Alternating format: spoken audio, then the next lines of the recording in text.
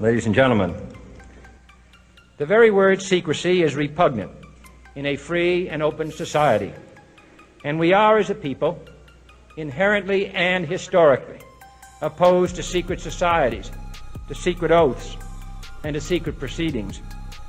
We decided long ago that the dangers of excessive and unwarranted concealment of pertinent facts far outweighed the dangers which are cited to justify it.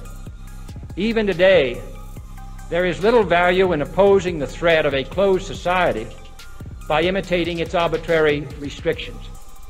Even today, there is little value in ensuring the survival of our nation if our traditions do not survive with it.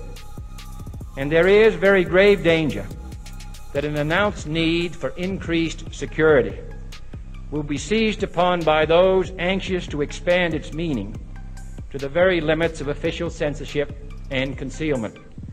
That I do not intend to permit to the extent that it's in my control. And no official of my administration, whether his rank is high or low, civilian or military, should interpret my words here tonight as an excuse to censor the news, to stifle dissent, to cover up our mistakes, or to withhold from the press and the public the facts they deserve to know.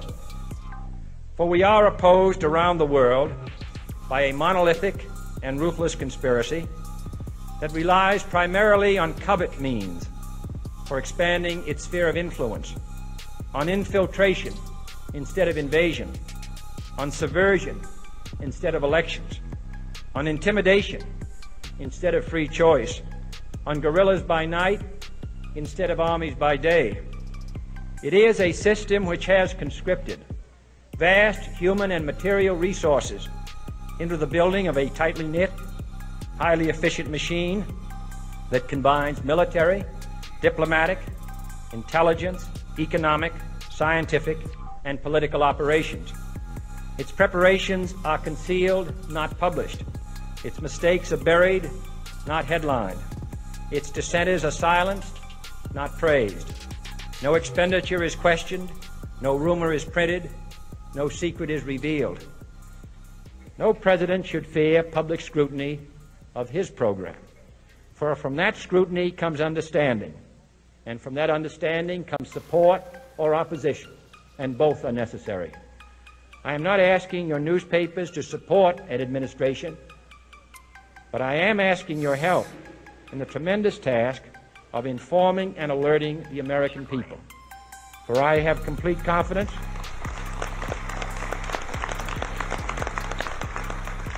in the response and dedication of our citizens whenever they are fully informed. I not only could not stifle controversy among your readers, I welcome it.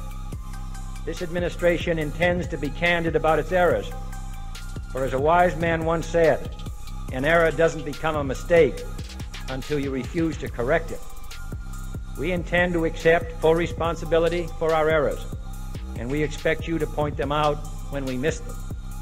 Without debate, without criticism, no administration and no country can succeed, and no republic can survive.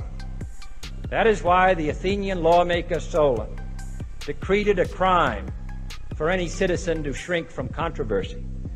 And that is why our press was protected by the First Amendment, the only business in America specifically protected by the Constitution, not primarily to amuse and entertain, not to emphasize the trivial and the sentimental, not to simply give the public what it wants, but to inform, to arouse, to reflect, to state our dangers and our opportunities, to indicate our crises and our choices, to lead, mold, educate, and sometimes even anger public opinion. This means greater coverage and analysis of international news, for it is no longer far away and foreign, but close at hand and local. It means greater attention to improved understanding of the news, as well as improved transmission. And it means, finally, that government at all levels must meet its obligation to provide you with the fullest possible information outside the narrowest limits of national security. And so it is to the printing press, to the recorder of man's deeds, the keeper of his conscience, the courier of his news, that we look for strength and assistance, confident that with your help, man will be what he was born to be, free and independent.